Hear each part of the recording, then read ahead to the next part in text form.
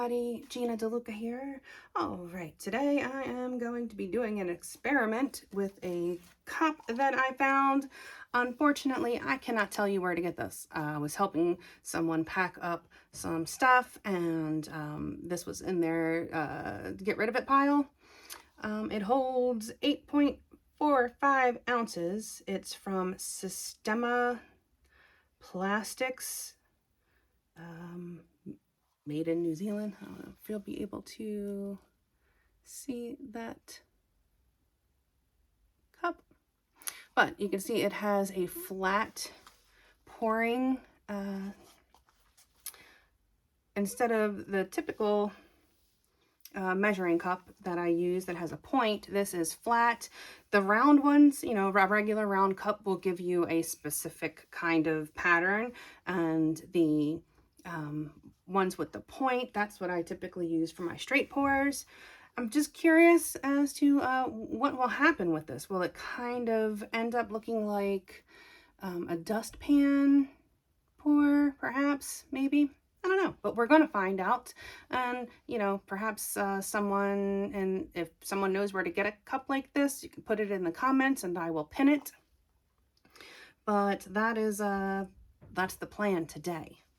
So the colors that I have going on, I have Amsterdam in Brilliant Blue. I love this blue. It's such a pretty color. You can tell this was a painting that went awry, and so I just scraped it. We're going to paint over it. Don't want to waste a canvas, and I certainly was not going to leave it as it was. They don't all turn out, and sometimes if it's just, you know, there's nothing to learn from it, I don't put it up. It was 100% user error, and yeah, I wasn't going to make you guys sit through that. So the colors that we have, I have the Brilliant Blue, I have this little piggy pigment in Mermaid, Persephone, this is one of my favorite colors, Crescendo, this was the one that they named for me because I am a musician, so quite an honor. And Zimzelen, this is another one of my absolute favorite colors. It's like in between a blue and a purple, but it's a muted bluish purple. It's so pretty. I love the way this looks in paintings. So the paint, the background color is mixed with Floetrol. So I did 1 part paint. This was about 3 parts Floetrol. The Amsterdam paints are very highly pigmented. You know, I wouldn't do less than 2 parts Floetrol, but you could probably do as much as 4 or 5 parts and get away with it. But this is about 3 parts Floetrol. The pigments, I have, oh, I forgot to mention the TriArt Liquid Mirror. This stuff is magical. Let me show you the last painting. So this one had the liquid mirror in it, and you can see how much flash that has. This is not varnished yet. These are going to be wild when they're varnished, but I have a lot of these colors that I'm using today are in this. These are left over from that, but it's got the Zimzelen in there. Oh, focus, there we go. But I love the liquid mirror. It kind of works like the satin enamel, but it's not matte. It is a very, very shiny finish to it. I've had people ask, is there anything that they can use in place of this? I have never found anything that looks quite like this. It's not like any of the silvers or metallic whites that I've come across. The shimmer that this has is insane. And I have done, I think, 4 or 5 paintings with this bottle so far, not including this one. And I am still about halfway down this, if that. Actually, I think it's like about 1/3, maybe 1/3. So And that includes having made this cup. This is a 5-ounce cup. So you can see it really does go a very, very long way. So yes, it is expensive, but it does go a long way, and fluidart.co has the best price on this that I've found. Definitely cheaper than Amazon, but you know, feel free to shop around. That was the best price that that I know of. And you can get all of this. Actually, everything I'm using today is available at fluidart.co. They carry all of the colors of Amsterdam. They are the makers of this little piggy pigments, and you can get the TriArt products there as well. So, the pigments I mix by putting some JoSonja gloss varnish in the bottom of my cup. Add the pigment to that while wearing a mask. Very, very important, wear a mask. If you have studio lights, you will see the little pieces of pigment floating around in the air as you're mixing it up. And if you are not wearing a mask, that will get into your lungs and it's never coming out. So just wear a mask. It's very important to stay safe when you are working with various products. So, JoSonja in the bottom of the cup. Add the pigment, mix that together until you get a nice paste. Then I added the golden regular gel matte to that until I got about tube paint consistency. And then I added like 2 to 3 parts Floetrol to that. For the liquid mirror, I just added the liquid mirror to the golden gel, and same thing, 2 to 3 parts Floetrol. And if you need to add water to get the consistency that you're looking for, go ahead and do that. The consistency that I am working with is about a 2 on my consistency scale. It is making a mound, but it disappears quickly, and it is making a nice thin even stream off of my stick. If it's getting thick and thin and thick again, then you need to continue mixing because your consistency is inconsistent. Before we get started, have you seen the Fluid Art inspiration cards? If you have, you can fast forward about a minute, but if you have not, what we have are 52 cards. There are 42 technique cards, and each technique card has an associated video here on YouTube that gives you all of the information that you need, the exact paint brand, color, the recipe, the consistency, of course, the technique, all of the things that I cannot fit onto a card. And this is a picture of the painting in this video. This box contains a tip for this particular technique, and here at the bottom you have the color palette that was used in this painting. These 2 boxes can be used together as the basis of a 2-color palette, or you can build off of those colors. And there are 8 bonus color palette cards. Each one has 5 color palettes. You can use some of the colors or all of the colors. Mix and match the bonus color palette cards with the technique cards, and you have more combinations than you could ever paint in a lifetime. These are available at my website, GinaDeLuca.net, and also at Amazon.com. All right, the first thing I'm going to do is put a little bit of paint in this cup. I'm going to lay down my base coat. I do have this on a spinner. I don't know if I'm going to spin this or not. I will know when it comes out of the cup, but I just have it queued up just in case. So the reason I lay down a base coat is I want these paints to slide around easily and evenly on the canvas. Something has to stick to the canvas first. If it is not your base coat, it is going to be your puddle that you pour. And what can happen is sometimes the coolest stuff happens on the edges of your pour, and the center of your pour is going to roll over the edges because the edges are going to be what sticks first. So I like to be proactive and give my canvas a good coat to eliminate that from happening. It gives me more options as far as my composition goes. Another reason why I use a base coat that is in my pour. So the same color that is in my pour. For two reasons. If I want negative space, I am already set up for that. I'm good to go. And also, if there are bubbles in the base coat, which will happen, even if you pop them, you're still going to have a few left. And if those bubbles come up, they bring a little bit of the paint with it.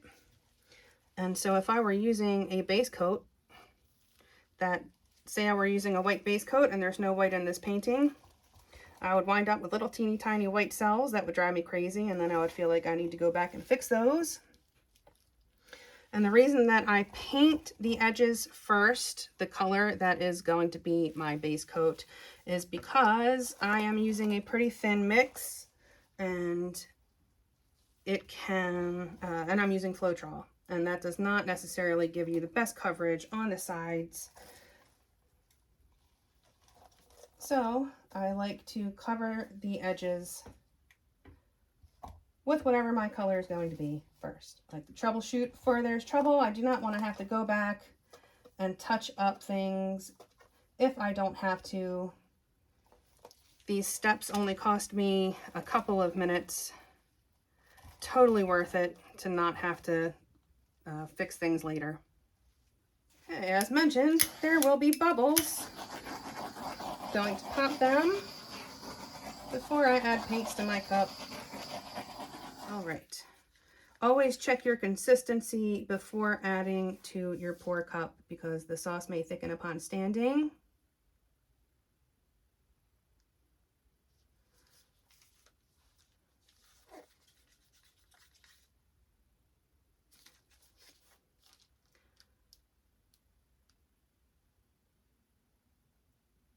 And so that was the Persephone, the Crescendo. This is Mermaid.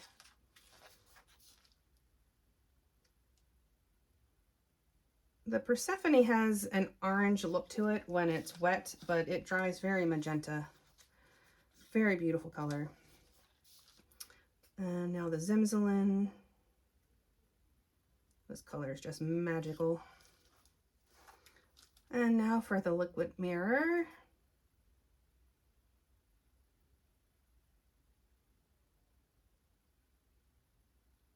And I will repeat these colors.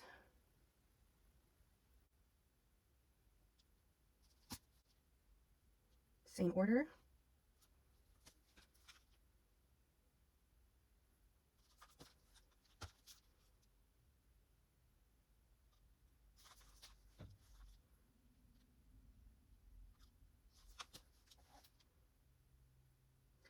And I will add a bit more of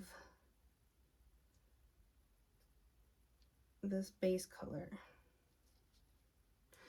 All right, that is a full cup. All right, this is going to be wild.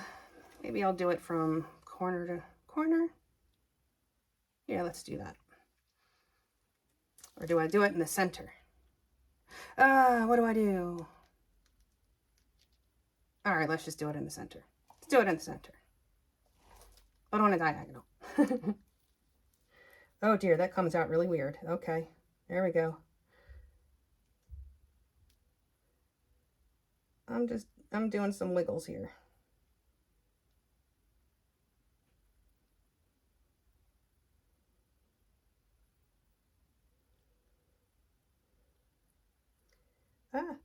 Oh no, okay. All right. So the final drip out of this thing is very difficult to control. I'm going to see if I can salvage that. Oh dear. Okay. Well, y'all know how picky I am about the very end of my painting.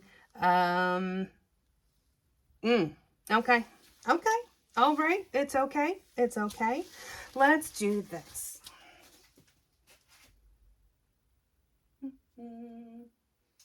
Where's my little sticky stick? Okay. Okay. We're just gonna make this feel a little more intentional.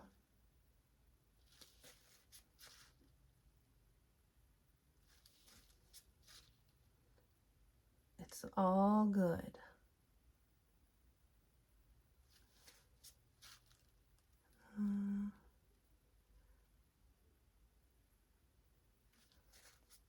Just trying to go with whatever crazy thing is already happening here.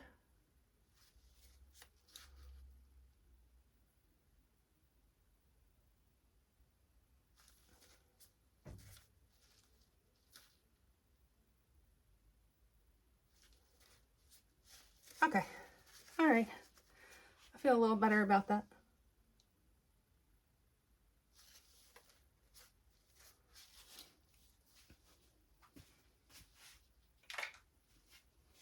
Ooh, hold on.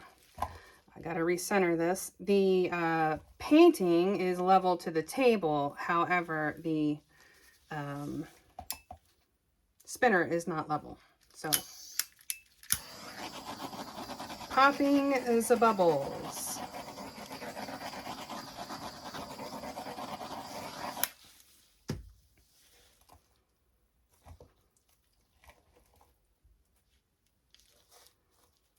I'm going to lose a lot of that liquid mirror. That's a bummer. But there's still a lot of it in here. I think some cool stuff is going to happen.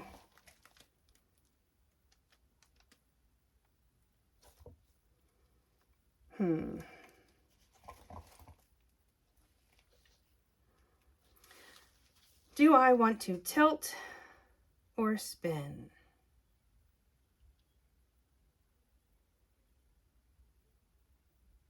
I feel like if I tilt, I might have more control over the white or the liquid mirror, but I kind of like this thing that's happening in the center here, this pattern with the Persephone is very cool. Kind of looks like coral, and I don't want to lose that. I'm going to try to position this as much in the center as I can.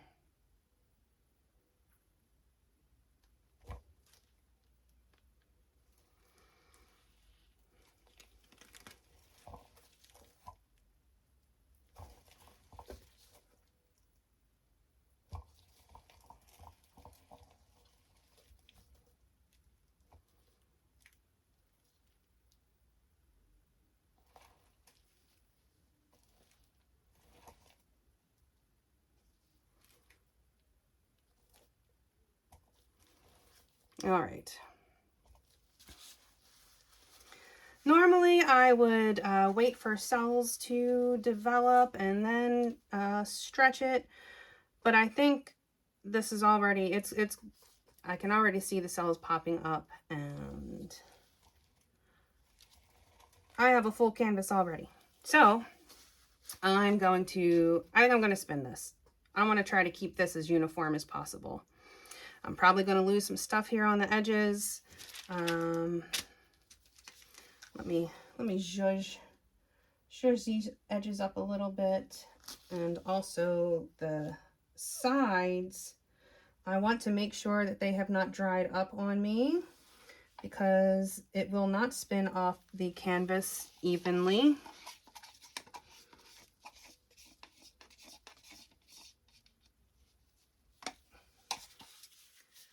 If there are dry spots on the sides, it will actually kind of reject the paint sliding over easily. And so it will kind of push back a bit.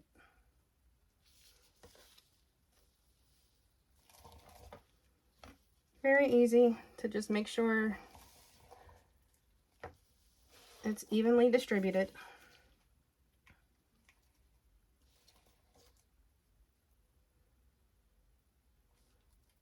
These little steps can really save you some headaches later on, so totally worth it. This side is already going off the edge.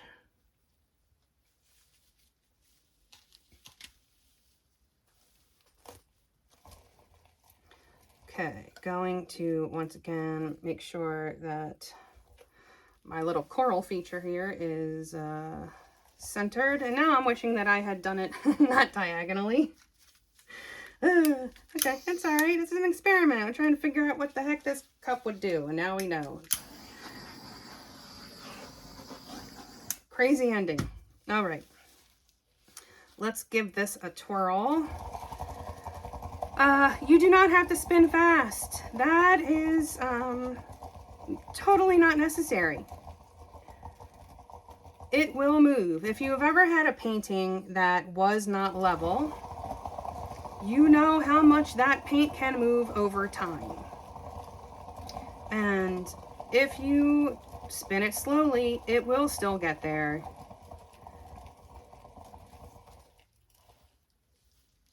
If you do it slowly, you can really make sure it's doing what you want. I can reposition.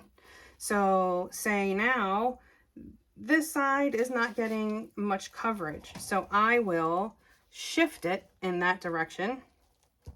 I always have people ask me, how do I attach my painting to my spinner? I don't. It is not attached. I don't spin fast, so it's not going to go anywhere. If you spin it fast, yes, it will fly off of your spinner. But if you do not spin fast, it's not going to go anywhere. So now I have moved it in this direction, and it should pull a little harder on that side. It's like, you know, those little merry-go-round things on the playground. See right here, see how this is kind of bending in?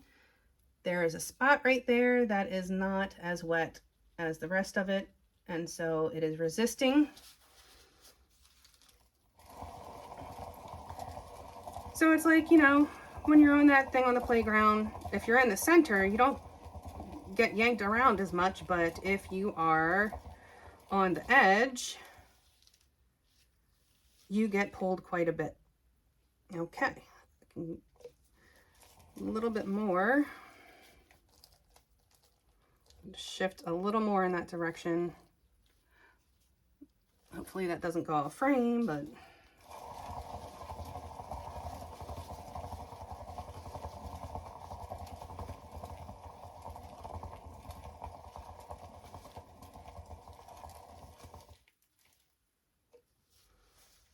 all right, so what I can do, and normally I leave my cup on the side, and I did not this time. I can take some of this paint that is left in my cup and just kind of give it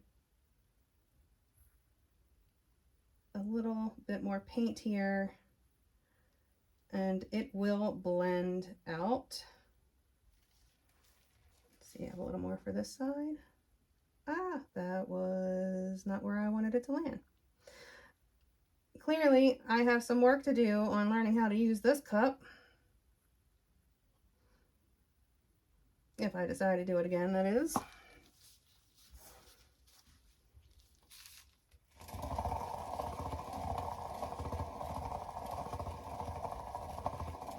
But you'll see, the paint is not dripping past the corners of my canvas.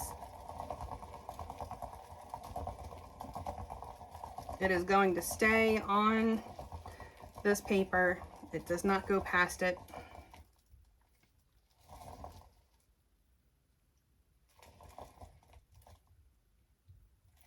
One more spin, one more.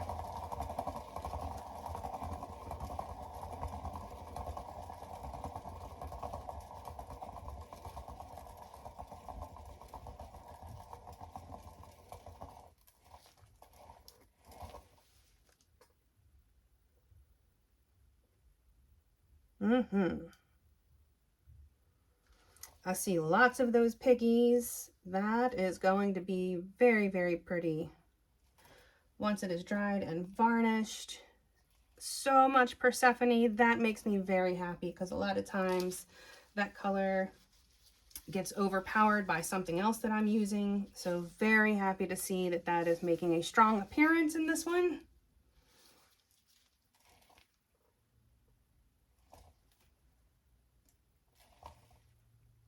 Okay, I think this is it. I'm going to leave it as it is.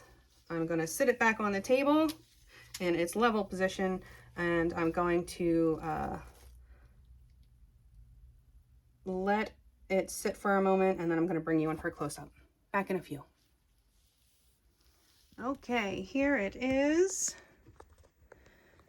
This is definitely a pattern I have not gotten before, so that is very interesting to me.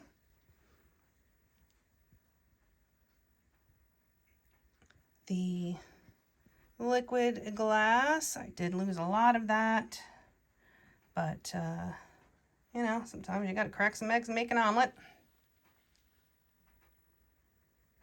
Normally I would do the sink and churn and there wouldn't have been that much of the liquid mirror on the edge, but I wanted to see what would happen if I did layers. Maybe the next time I'll do the sink and churn and see what kind of difference that makes. Perhaps I'll even use the same colors and see what happens. But this is what we have. I hope you enjoyed. I hope you learned something. If you did, please do like and share and subscribe, comment. Help me get back in the algorithm. If you are subscribed already, please make sure you have clicked that bell. Something has changed in the YouTube world. I have 165,000 subscribers and having a tough time breaking 1,000 views. And of those 1,000 views, only 1/3 are subscribers. So I don't think that my subscribers are receiving notifications. That or everybody's just bored with me. Who knows? It could be either. Could be both. Could be neither. I don't know. But anywho, please do those things. Check out the description box below for links to my PayPal tip jar if you feel so inclined. That is greatly appreciated. Not expected, of course, but I'll be very, very grateful if you do. There's also the affiliate links, Fluid Art Company being one of them. That's where you would find all of these fantastic products. And there are some other affiliates in there and coupon codes to take advantage of. Also, in the description box, you will find the link to my website, GinaDeLuca.net, where you can find my art and music and fluid art inspiration cards for sale. And you'll also find in the description box the link to our Facebook group, Go Make Some Art. Join us there, post your masterpieces, ask your questions, get some inspiration. A good time is had by most. It is the internet after all. And I know that this Persephone looks very orange right now, but it does indeed have a very magenta bling to it once it's dry. But there it is. I will show this dried piece when it's dry in the next video, or, you know, however long it takes to dry. It takes a long time to dry in this basement. Used to take a day or two for this size to dry. Now it's 3 or 4 days, so I'll show it to you as soon as I can. That's it for me, y'all. I hope you have a beautiful day. Now go make some art.